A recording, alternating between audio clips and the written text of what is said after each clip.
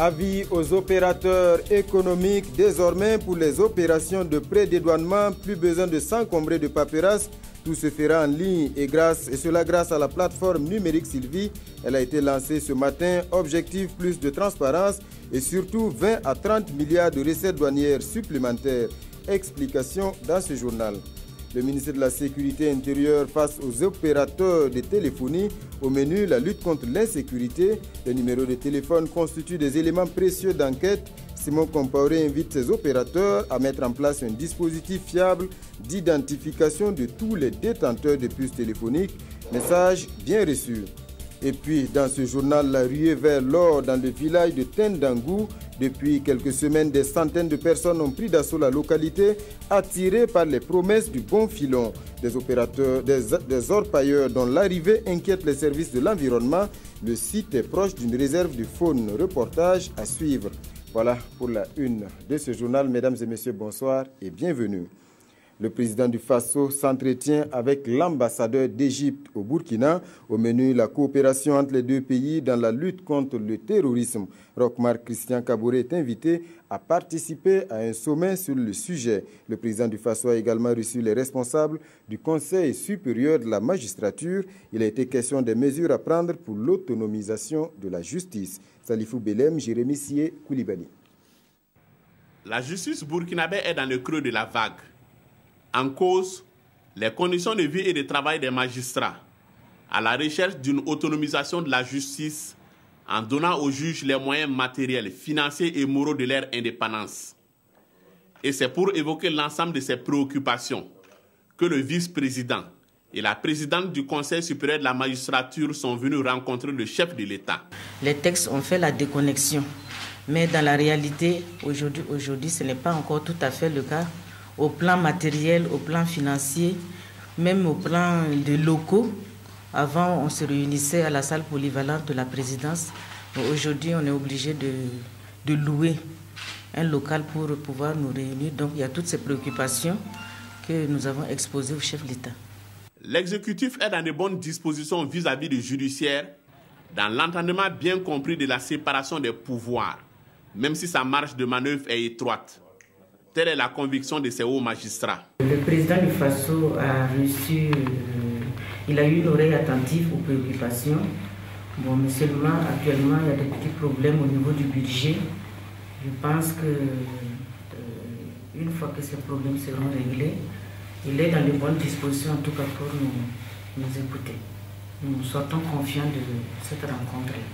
Roch-Marc Christian Kaboré a également reçu l'ambassadeur d'Égypte au Burkina, venu aborder avec lui les perspectives de coopération, notamment dans la lutte contre le terrorisme. We'll see how to exchange the information between the two countries. Nous allons nous concerter pour voir dans quel cadre est-ce que nos deux pays peuvent se partager des renseignements. Nous verrons également s'il y a une possibilité d'assistance de l'Égypte concernant ce volet, et cela bien sûr avec l'accord du Burkina. Toutes ces questions seront débattues lors de la prochaine rencontre à Sharm el-Sheikh. And this might as well discuss during the meeting of Sharm el-Sheikh. Justement, le diplomate égyptien est aussi porteur d'une invitation au président du Faso à participer à ce sommet sur la sécurité à Sharm el-Sheikh.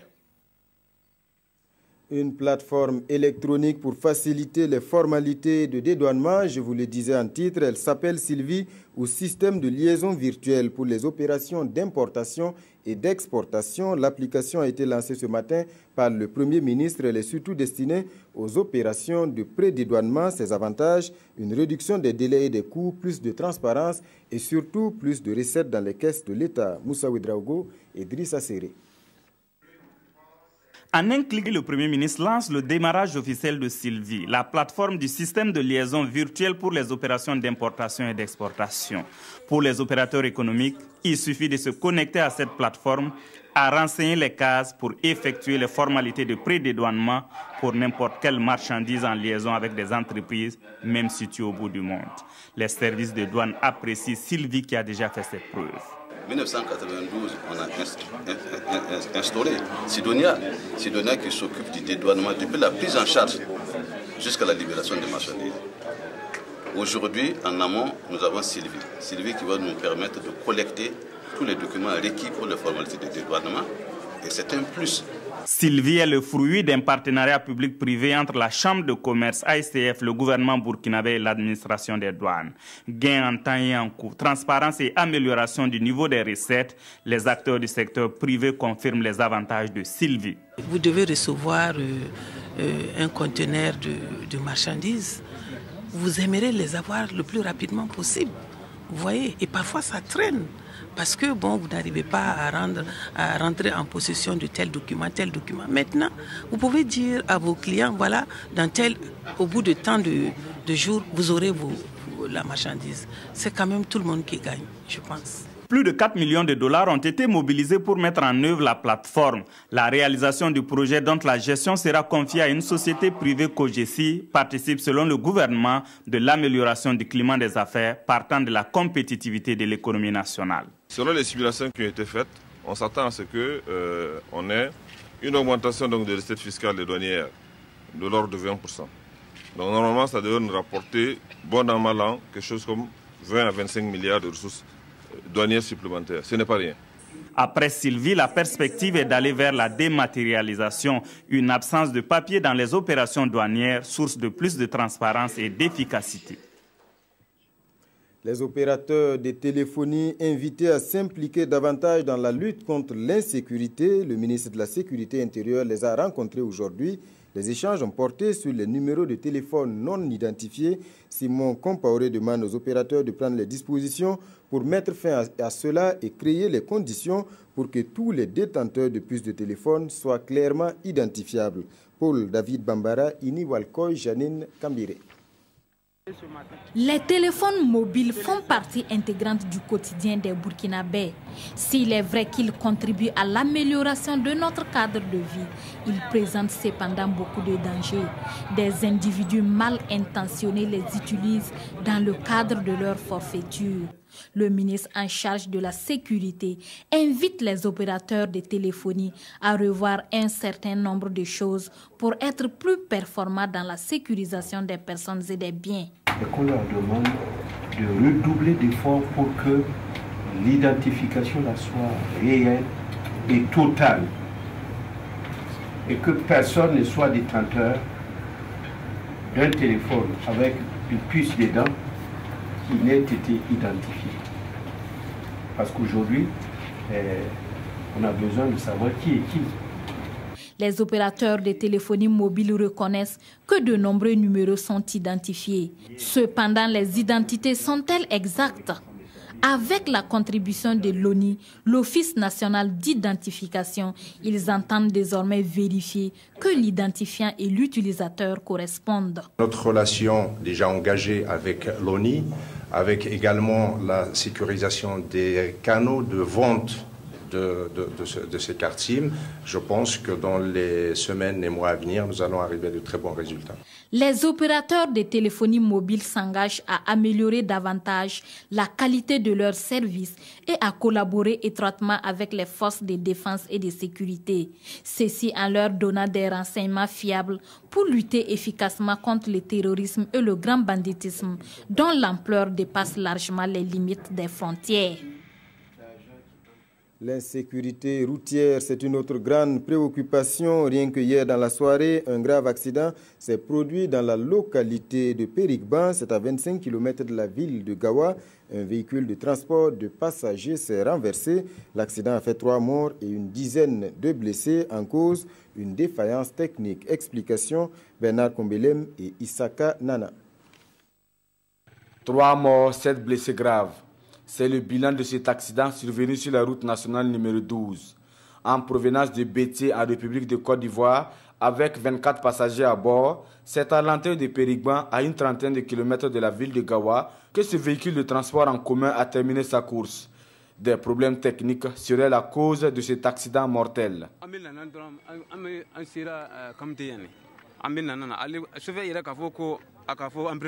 Lorsque nous avons dépassé Kamti, j'entendais le chauffeur qui disait à son apprenti que la grande lame du véhicule était cassée. L'apprenti lui proposa alors de s'arrêter, mais le chauffeur lui répondit qu'il allait se débrouiller. Le temps qu'on se rende compte, le pneu a éclaté et le véhicule a commencé à faire des tonneaux.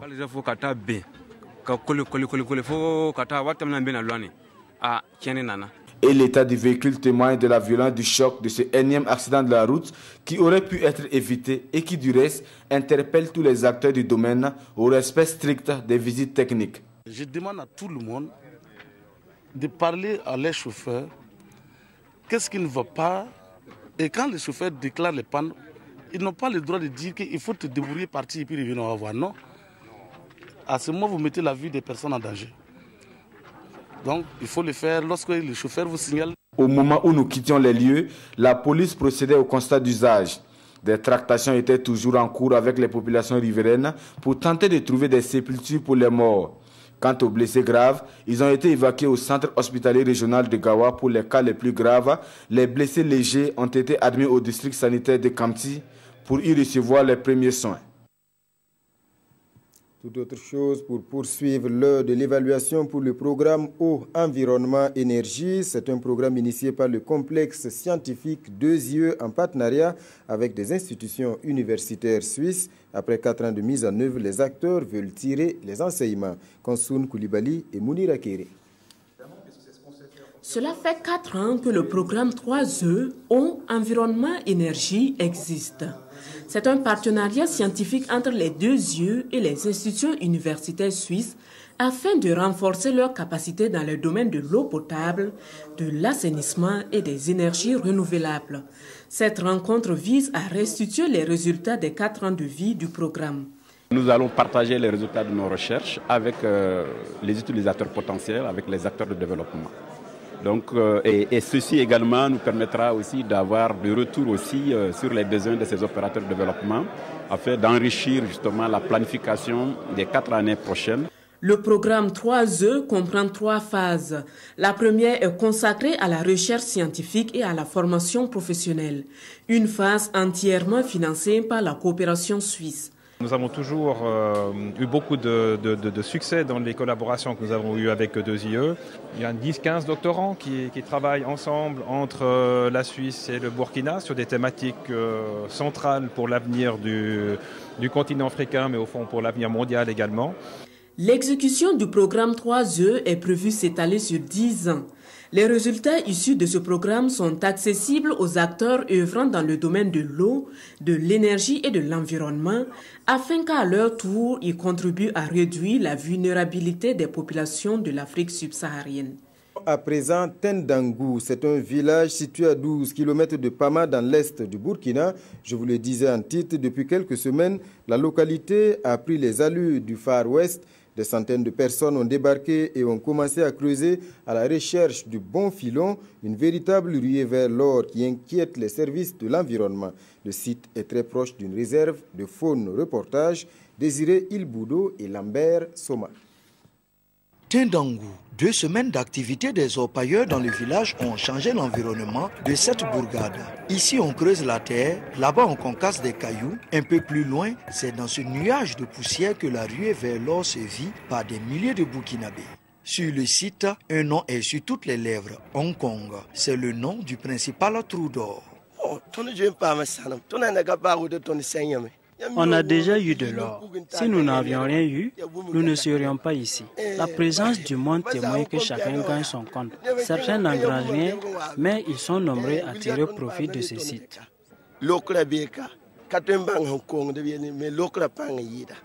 Sur le site d'orpaillage de Tendangou, l'activité est si intense que même le vacarme de ce générateur n'empêche pas ces deux-là de dormir sans problème. Les affaires ici sont fructueuses. Ce seau rempli de cailloux est écrasé à 2500 francs à la machine. Par jour, on peut écraser 2 à 5 sacs. Le hic sur ce site est qu'il est situé à peine 3 km du campement de chasse à Pama Centre-Sud. Nous sommes proches de la forêt classée. De concert avec les agents des eaux et forêts, ils nous ont montré une ligne à ne pas franchir, sans créer d'autres problèmes.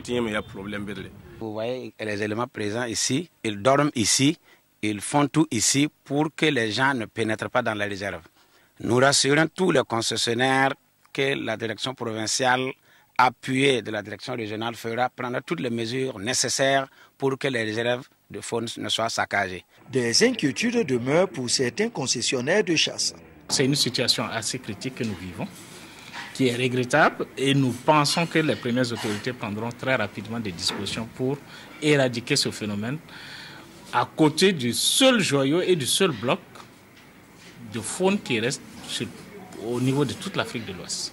Le bloc de l'Est et du W constitue la seule réserve faunique de toute l'Afrique de l'Ouest. Les forces de défense et de sécurité ont mis en place un dispositif pour parer à toute éventualité.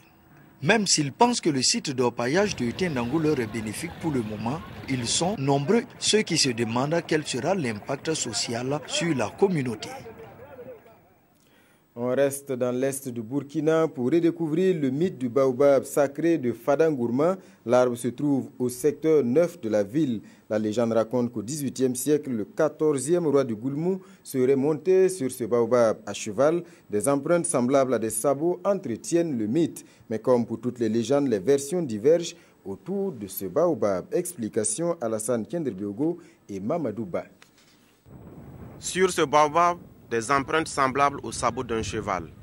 Cela daterait, selon une certaine opinion, depuis le XVIIIe siècle. Les sabots que vous voyez derrière moi sur cet arbre reflètent un peu l'histoire du 14e roi, Yendabli, qui aurait fondé cette ville. C'est lui qui serait monté sur cet arbre suite à l'envahissement des Nigériens pour rester allé. Et quand les gens ont commencé à sortir, les Nigériens se sont rendus compte que les gens sortaient, ils ont replié. Et quand lui, il a vu au bas de l'arbre beaucoup de figures qui reflétaient un peu déjà la sécurité, on lui a demandé de redescendre et Majesté est redescendu. Et depuis lors, cet espace est considéré comme un lieu sacré. L'histoire nous atteste, comme ce n'était pas écrit, que des gens faisaient des rituels ici pour demander bonheur, protection et tout. Voilà. Et depuis un moment, ça ne se faisait plus parce qu'il y a eu un malentendu entre les gens qui le faisaient et puis voilà. Donc ça ne se fait plus depuis un moment. Mais nous savons que le lieu est sacré, c'est pour ça que nous entretenons le lieu. Mais cette version des faits est battue en brèche par d'autres. Moi aussi, j'ai trouvé ce baobab-là, mes parents également. Bon, depuis ce mandarin que j'ai connu, jusqu'à nos jours, jusqu'à les chefs actuels, personne, aucun roi ne soit venu ici et officier un sacrifice, quel qu'il soit. Pour le dépositaire de la tradition gourmanché, cette histoire est une légende. L'arbre qu'on incrimine est un arbre comme tous les autres. Les traces que l'on voit sur le tronc sont les traces dues aux divers prélèvements qui ont été faits sur cet arbre pour des besoins médicinaux. Ils ne peuvent pas être, ils n'ont jamais été les traces de sabots d'un roi quel qu'il soit. Personne n'a jamais fait un seul rituel à l'occasion de quoi que ce soit. Selon le plan cadastral, ce site est considéré comme un lieu sacré. Mythe ou réalité, le baobab du secteur 9 de Fada, de l'avis des acteurs culturels, continue de recevoir en moyenne 1000 visiteurs nationaux et étrangers chaque année. Voilà pour ce mythe. L'antenne régionale du Faunet de Bobo-Dioulasso, elle, est bien une réalité. Pas de doute possible, elle vient d'être inaugurée officiellement. Le Fonds national pour l'éducation et la recherche est désormais proche des étudiants de Bobo-Dioulasso. Karim Ilboudo, Amadou Lougué. Ce bâtiment abrite désormais les services du Fonds national pour l'éducation et la recherche, FONER. Composé des bureaux, d'un hall d'accueil et de guichets, cette antenne de Bobo-Dioulasso vient faciliter le traitement des dossiers d'aide et de prêts aux étudiants sur place. Avec cette antenne, les étudiants pourront à tout moment approcher le FONER pour poser les difficultés, et surtout les difficultés relatives aux différents paiements des allocations. Une épine de moins certes, mais pour ces étudiants, l'initiative est loin de résoudre tous les problèmes du campus à Bobo-Dioulasso. Nous avons mené une lutte depuis 3 mois de cela. Et nos autorités locales nous ont fait croire qu'ils sont des courants de transmission et qu'ils vont transmettre à qui de droit. Nous pensons que ce qui de droit, c'est monsieur le ministre. Et notre présence ce matin, c'était pour que monsieur le ministre puisse nous donner des éléments de réponse allant dans la résolution des revendications que nous avons posées. Je prévois que s'ils ont un groupe réduit, le directeur général du SENU va pouvoir faire une séance de travail avec eux envisager avec eux les solutions possibles.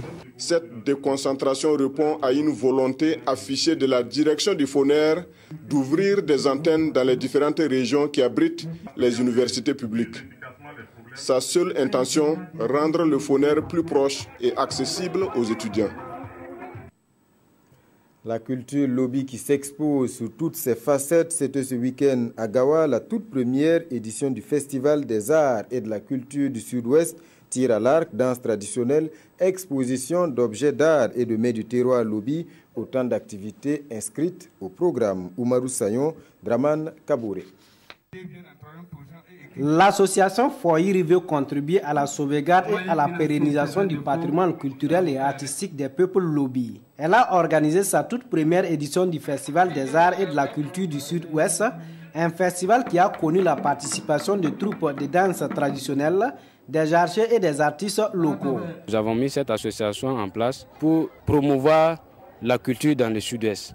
C'est dans ce sens que nous avons organisé une activité pour renforcer encore la préparation des athlètes qui vont se rendre à l'SNC. Pendant 2 jours, l'enceinte du musée du Pony a vibré au rythme des activités socio-culturelles, éducatives et sportives. Des compétitions qui visent à renforcer le niveau de prestation des festivaliers du Sud-Ouest à la Biennale culturelle burkinabé prévue du 26 mars au 2 avril 2016 à Bobo-Dioulasso. Cette année, à travers donc ces tout petits, et à travers le plus que l'association Foyer vient de nous donner, ça va encore nous galvaniser pour que nous puissions apprêter les enfants afin qu'ils puissent nous ramener au moins un prix de la Semaine nationale de la culture.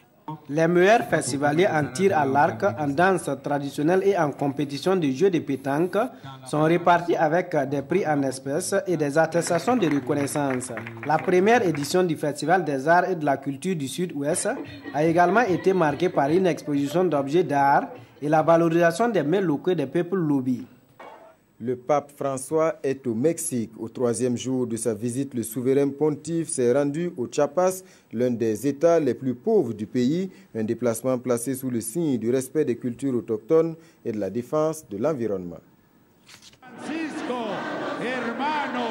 Un pape François accueilli par des milliers de spectateurs. Pour son 3e jour de visite au Mexique, il a pris la direction du Chiapas, un des États les plus pauvres du pays, enserré par de hautes montagnes et connu pour sa rébellion zapatiste au tournant du XXIe siècle. Avec ce déplacement, le pape François voulait envoyer un message fort, celui d'une église qui se veut respectueuse des cultures autochtones. Il aurait même insisté personnellement pour que la Bible soit lue dans les principales langues indigènes.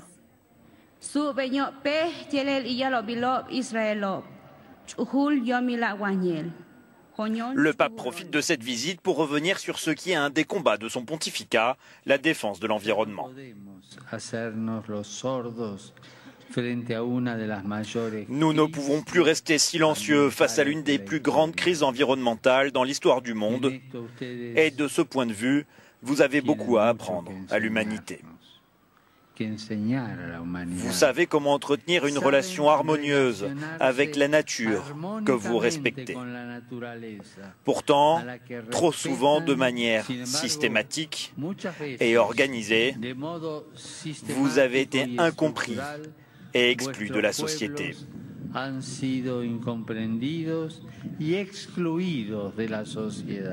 Je suis désolé, mes frères. Des excuses dans un lieu emblématique. C'est ici, il y a 500 ans, que Bartolomé de las Casas, évêque catholique espagnol, fut le premier religieux à prendre officiellement la défense des Indiens, un héritage aujourd'hui pleinement revendiqué par le pape François. La présidentielle au Niger à la une des journaux aujourd'hui. Nous sommes à 6 jours du scrutin et une certaine tension est perceptible. L'ancien président Michel Kafando est désigné pour y conduire une mission de l'Organisation internationale de la francophonie. La revue de presse nous est proposée par Abdoul Rasmane Zongo. Au Niger, majorité pro et opposition anti sont à couteau tiré et la pomme de discorde, le vote par témoignage qui, selon l'Express du Faso, n'est ni plus ni moins qu'une porte ouverte à la fraude. Et le journal invite tous les acteurs politiques à s'accorder pour que le pays sorte grandi à la présidentielle du 21 février. Ce navire présidentiel constate aujourd'hui au Faso est en train de tanguer sur un fleuve au vent contraire, à l'image de ce regard parallèle à la une, mais au fond diamétralement opposé. Si le bilan de Mamadou Issoufou, commente le journal, plaide en sa faveur et qu'il veuille à tout prix un coup KO et on n'en parle plus, c'est sans compter avec le prisonnier candidat Ama Amadou qui, par son absence de présence ou sa présence en absence, hante véritablement la scène politique nigérienne. C'est justement dans ces eaux troubles du Niger où l'ancien président burkinabé Michel Kafando dirige une délégation de l'OIF censée prendre contact avec les acteurs du processus électoral au Niger. Au Burkina, Sidoya s'interroge sur une catastrophe environnementale sur le site d'orpaillage artisanal de Tendangou dans le Pama, grande réserve forestière et faunique du pays, rappelle le journal. L'observateur relate de son côté que la mine de Kalsaka, vue comme un Eldorado pour les femmes, n'en est qu'un leurre finalement. Celle-ci, au finish, se retrouve déployée et se tire avec des maladies, d'où le titre « Or blagué pour les femmes ». Voilà, mesdames et messieurs, c'est la fin de ce journal. Merci pour votre attention. Jacques Lamissa Tarpaga vous retrouve à 22h15 pour la dernière édition. Restez fidèles donc au programme de la télévision du Burkina.